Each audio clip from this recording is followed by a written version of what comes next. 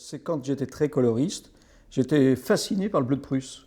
Ouais. Le bleu de Prusse qui était une de mes couleurs favorites dans mes tableaux, que j'ai utilisé, et puis c'est comme ça que c'est devenu la couleur prédominante, quoi, en fait. C'est la couleur du calme, hein.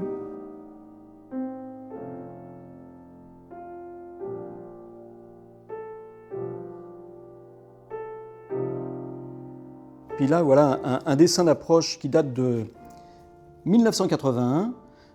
C'est une petite pièce. Alors là, c'est la première fois que dans mon œuvre, la corde, le cordeau de maçon bleu intervient.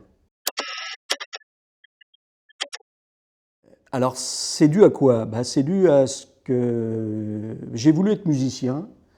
Je suis devenu architecte et maintenant je suis peintre. C'est ça, il y a l'aspect quand même performatif où comme dans la musique, c'est une accumulation d'actions qui crée... une série avec ses variations qu'il peut y avoir, ses claquements, parce que chaque coup cette corde est claquée. Et puis c'est vraiment une caisse de résonance, quoi, en fait.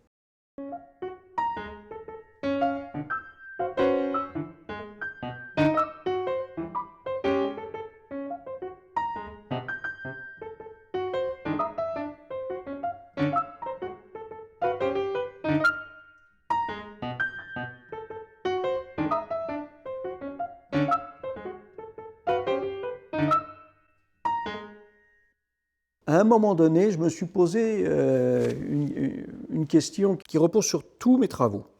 C'est comment une œuvre peut évoluer à travers le temps. Donc j'ai développé depuis des années ce travail où je me suis aperçu que cette huile dépigmentée évoluait à travers le temps. Alors c'est toute une série qui s'appelle Lettres des anges. Quand je pose cette trace, je ne sais pas ce qui va se passer. Parce que l'huile n'a pas de coloration. Qu'est-ce qu'elle va faire? Elle va saigner, c'est-à-dire qu'elle va se développer jusqu'à se stabiliser. Et puis, elle va jaunir quand elle va se mettre à l'ombre. Et quand elle est à la lumière, elle blanchit. Ma priorité, c'est plus cette notion de mémoire, de temps. Je dessine le temps et l'instant.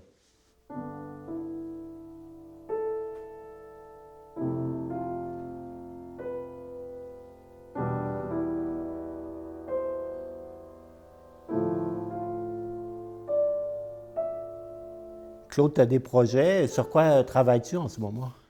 Voilà. Voilà des grandes feuilles de carbone. Et l'intérêt, c'est du bleu. Le bleu que tu vois, c'est du carbone aussi. Donc, c'est du carbone sur du carbone. Le carbone, on est obligé de le travailler à l'envers. Donc, je ne sais pas ce qui va se passer quand je vais avoir fini de travailler.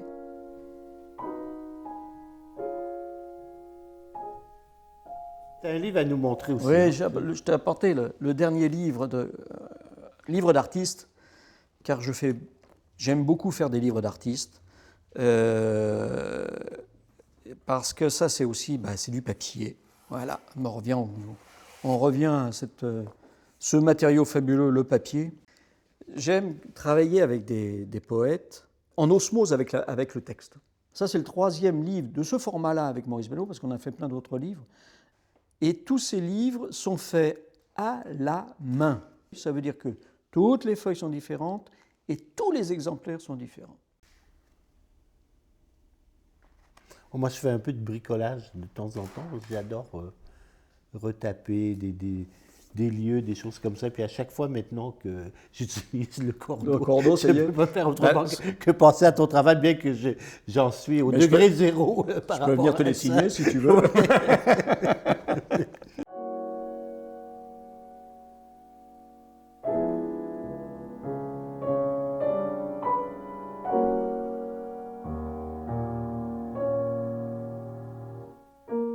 C'est intéressant aussi que toi, tu es québécois, tu as aussi un double nat, ou tu as aussi la nationalité française, tu habites Paris, donc tu vis presque en 2 lieux. Alors comment vis-tu justement cette stimulation? C'est ça qui est bien, c'est que ayant la double nationalité, pouvant travailler sur deux continents,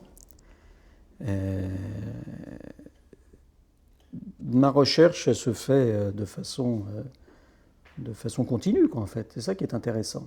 C'est-à-dire qu'il y a un rapport, un enrichissement des deux côtés.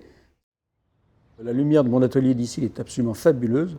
C'est un tout petit atelier, mais ça baigne de lumière, c'est extraordinaire, alors que la lumière de Paris, c'est pas la même. Je viens chercher ici la lumière, le calme et la paix.